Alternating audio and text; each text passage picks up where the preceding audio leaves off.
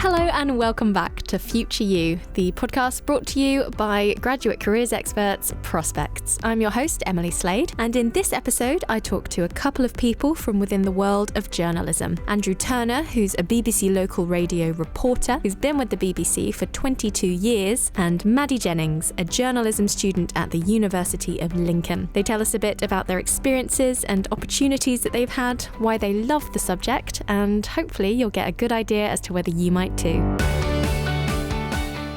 Hi, I'm Maddy. I'm 22 and I'm a journalism student at the University of Lincoln. I specialise in broadcast journalism, which is what I want to get into when I graduate. And what made you want to study that?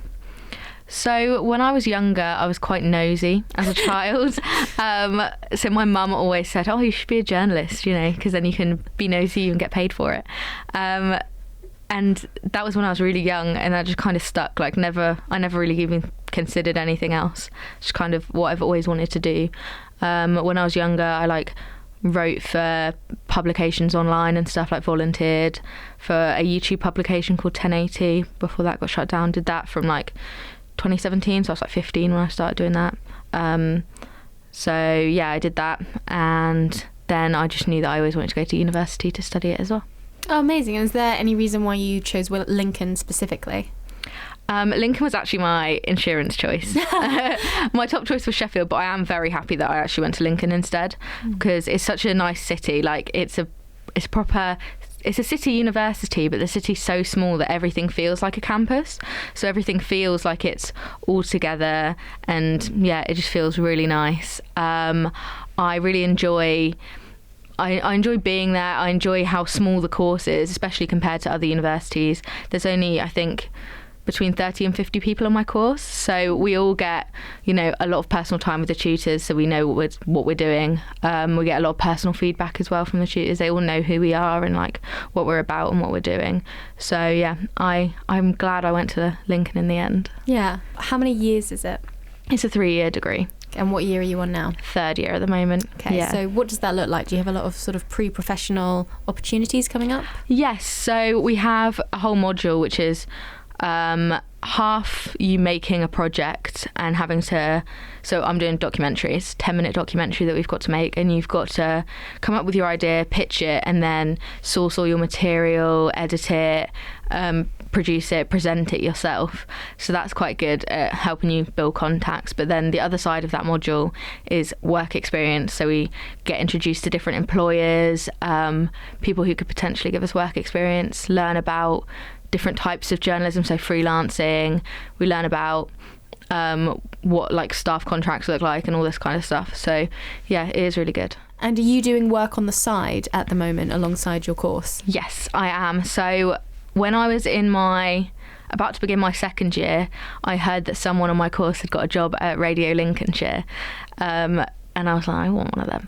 So I emailed them, went for a chat and had a look around, and then started by doing some shifts on a Sunday, which was the folk show. So it wasn't too much caller interaction, just to see how I got on. So I did that and really enjoyed it. And now I work there when I'm in uni, and then when I'm at home, I work at Radio Norfolk as well, where I just answer phones, cut audio, do whatever anyone wants me to do, basically. Yeah. But I really enjoy it. Mm-hmm. Yeah, I imagine it's a good opportunity to sort of work in a real environment. Yeah, if you will. It definitely feels like real journalism. So obviously we do a lot of it in practice at uni, but I know that's not going out to many people.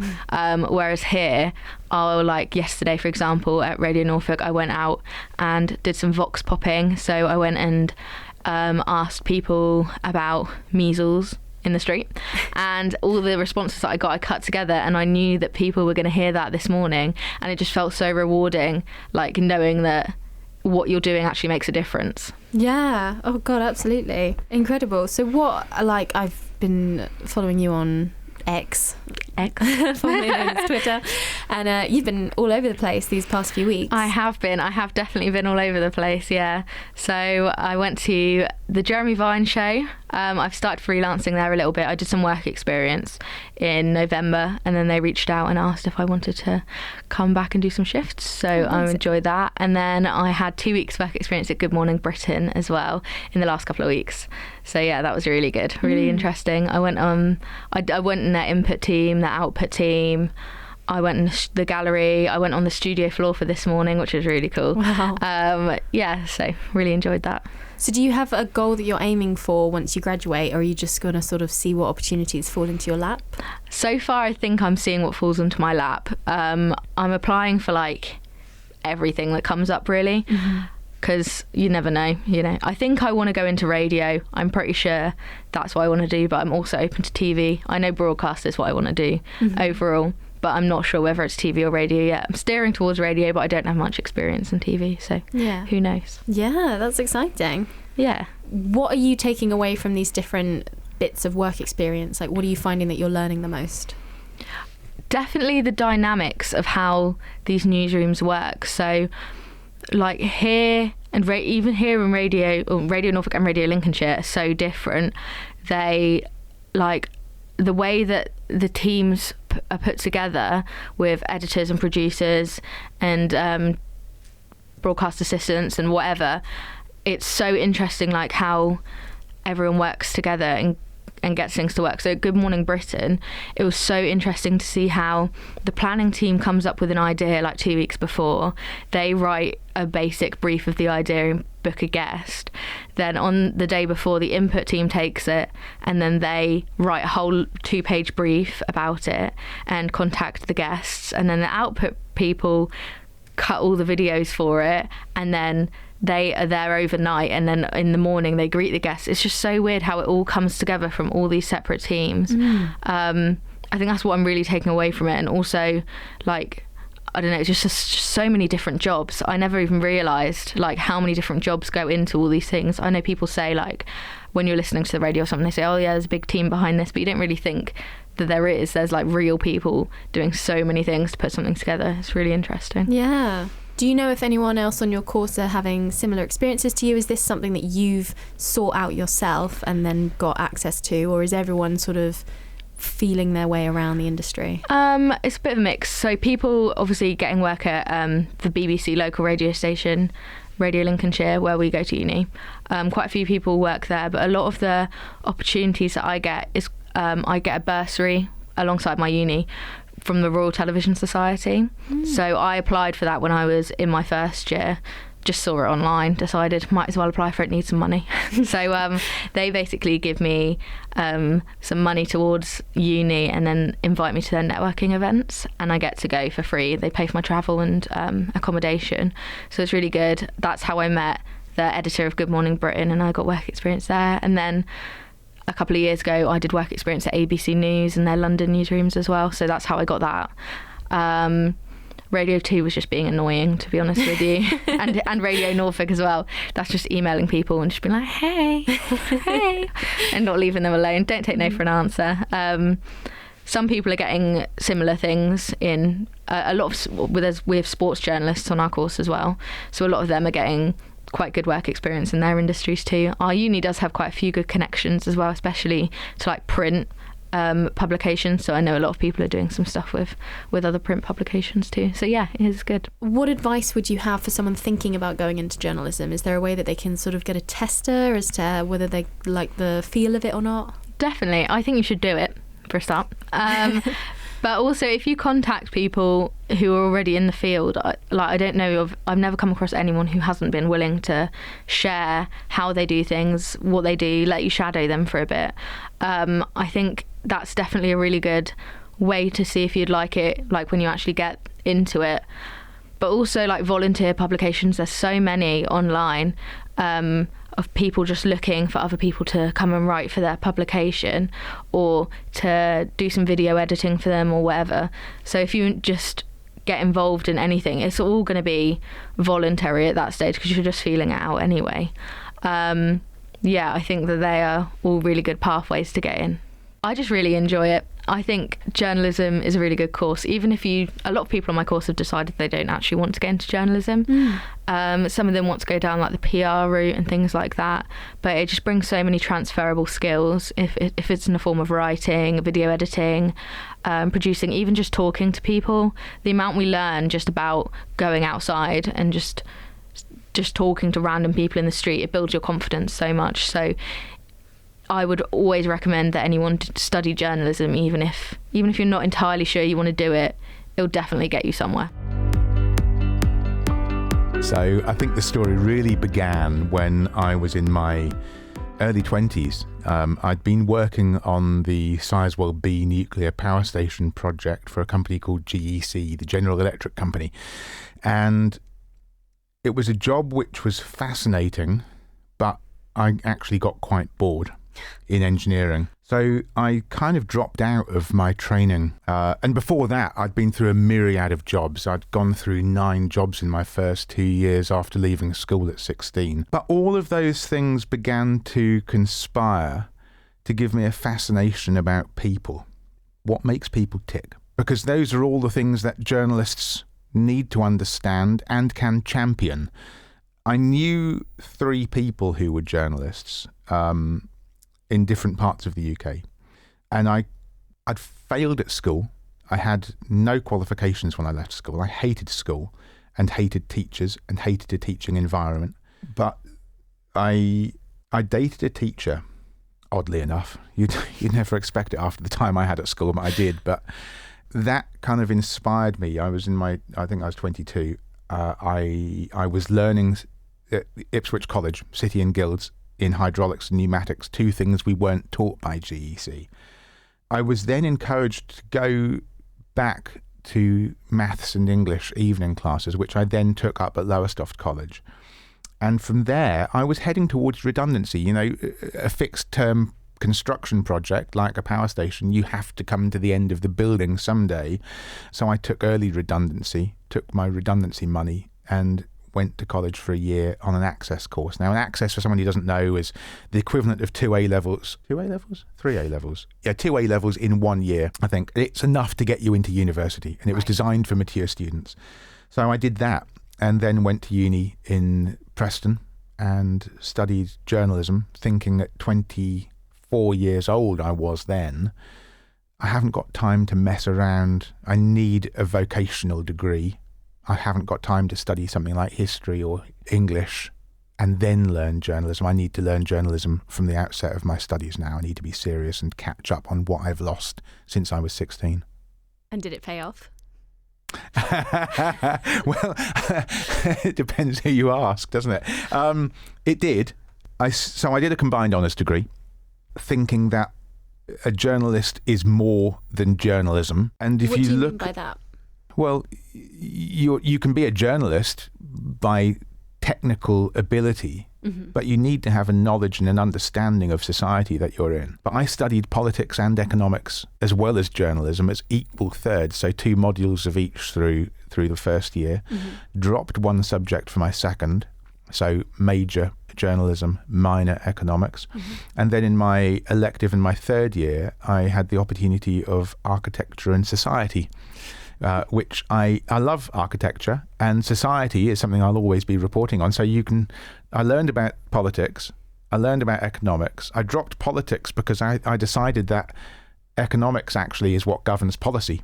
So I still believe that that's the case. Your built environment, where we live, is our housing fit for purpose? Have we got the community facilities? Have we got the heritage? Are we protecting the heritage where people take their reference points from?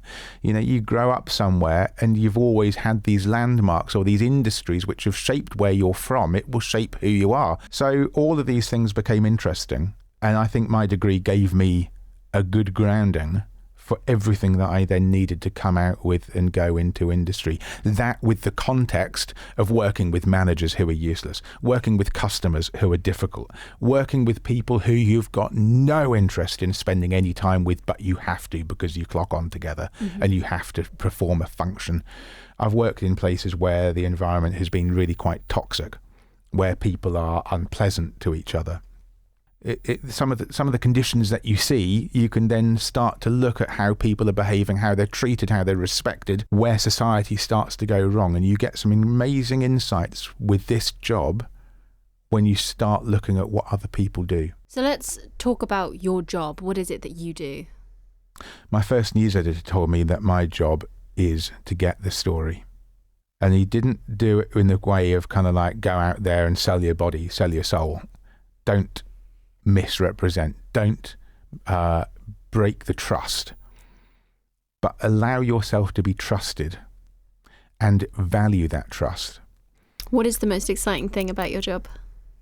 Not knowing what you're going to deal with. Never knowing whether you're going to have a laugh. Never knowing whether it's going to be something serious. Not knowing the impact of what that story being told will have. It's not about me and what I do with a story.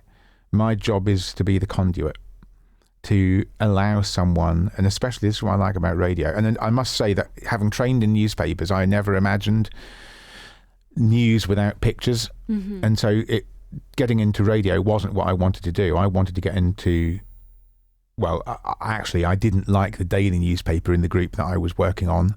And that was the career path that was set before us, to go from the weekly to the daily. And I hated that daily newspaper with a passion. So I was looking at jobs in ITV. I didn't think that I was BBC material. And perhaps I'm not. I just survived 22 years somehow. I applied at Meridian in the south. I applied at HTV in Cardiff. I applied to Anglia and didn't get any jobs. And my sister saw this job advertised. And I went for it. And it surprised me to go for radio and the BBC because of no pictures. But I learned that you can be a lot more descriptive in radio. You can use sounds, you can use emotion in voice to tell the story, to allow someone the freedom to tell their story in their words, in their time, quite often. And you haven't got pictures as a distraction, so you can shut your eyes or focus on only what is said or heard. You don't need the pictures. So yeah, getting through to all those different ways of explaining the story the best that you can is in the time that you've got. So you might get 3 minutes in radio, but it might be a minute and a half in TV.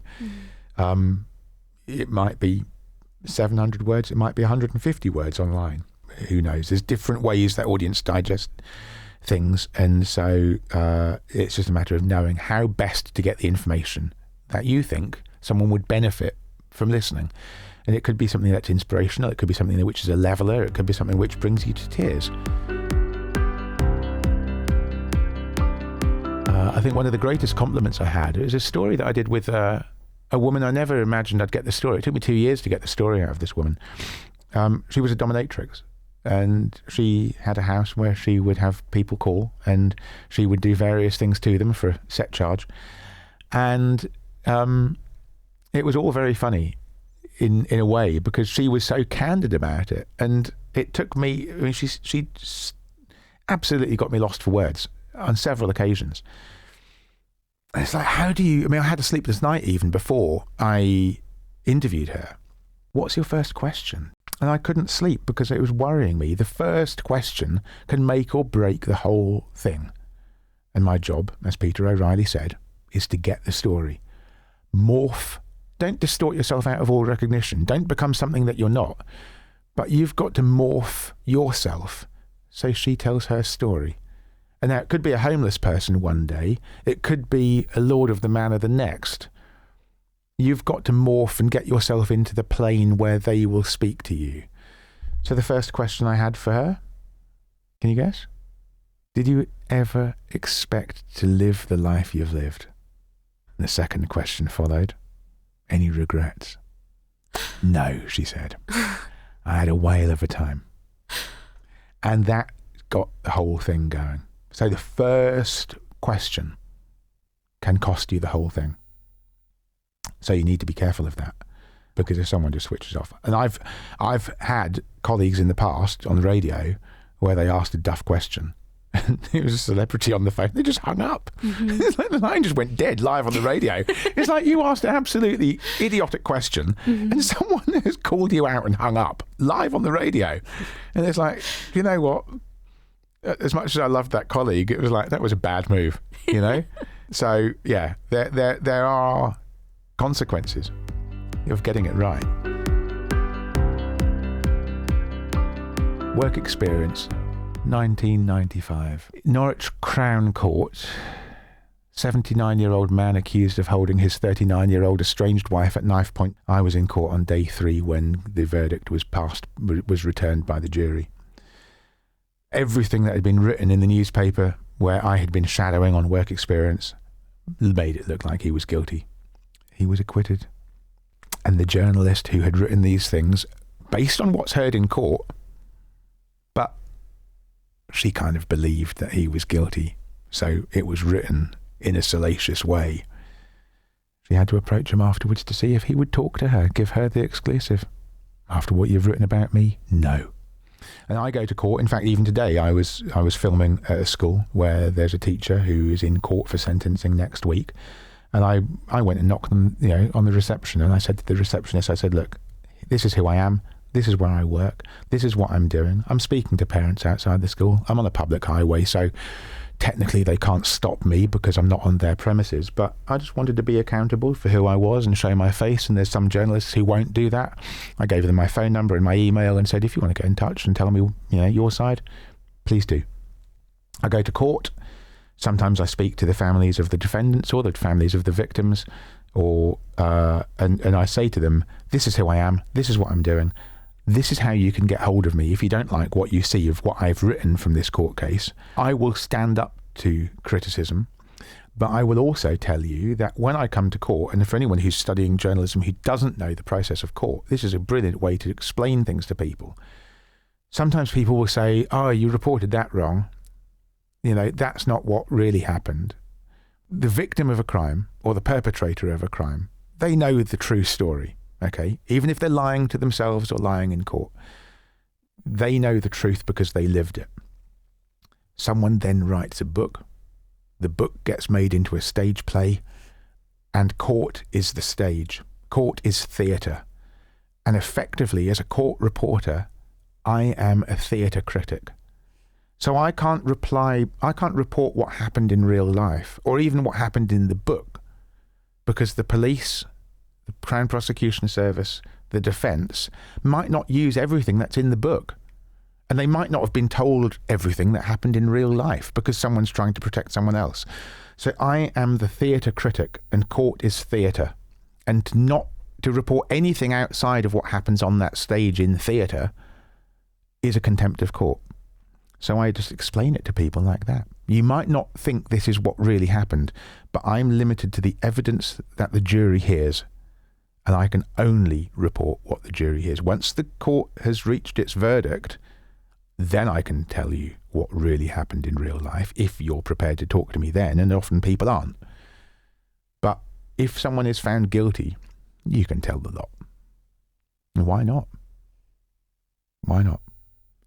So your job is to build trust, so that when the person comes out of court, guilty or innocent, victim who is, it's more difficult when someone is found not guilty, because you can't say that someone did commit a crime when a court has found them innocent. That's scandalising the court, and that's a contempt which could land you in prison. But what you can do after a court case, you could have a victim of crime says the sentence wasn't tough enough. That's fair. You can also go to the victim and say, will you tell me your story? If you've built up a rapport, if you've told them who you are, what you're going to do, how you're going to do it, where they can find your reports and how they can complain if they think you've got it wrong, they're much more likely to come to you with their story and trust you because you've been open and honest and accountable. And I think that's one thing that I routinely do, and it's served me well. And I'd recommend it to anyone starting out. And then you flip it. Again, earlier this afternoon, I was out with one of our young reporters and just helping her with a bit of contact. So it's, get really about confidence about approaching people in the street, but also just how to, go about getting people to tell their stories and whatever. And we were absolutely sat on our backsides. It was, the interviews was about people's adventures, telling us about their adventures. And we'd spoken to one couple, and they'd blown their budget, and they'd had all this amazing time, a year traveling around Asia and Africa.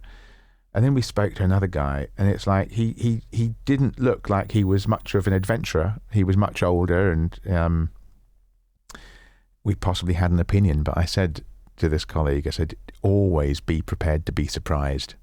And this guy was like, he said, well, I'm going to go to India next. And he said, I've been to Africa, I've been all over Europe, and I'm going to India. Why are you going to India? He said, I'm going to go to the Varanasi because that's where people go before they die. It's like, well, you're not thinking about dying, are you?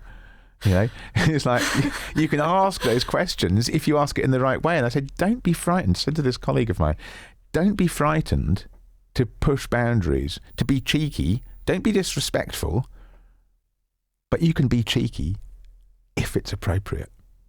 And you can see what the results are. And back to that mess room at Sizewell, you're going to either fire into life, and I'm going to wonder what the hell has hit me, or you're going to tell me the most amazing story. And when they do that, when they trust you with their story, sometimes you hit a bit of gold. Hopefully that's been a helpful insight into the world of journalism and given you an idea of whether it might be for you or not. If you do want to find out more, head to prospects.ac.uk and search journalism. There you'll find job profiles and course options. Make sure to give us a follow wherever you get your podcasts. If you want to get in touch, you can email us at podcast@prospects.ac.uk or find us on Instagram and TikTok. All the links are in the description. Thanks for listening, and we'll see you next time.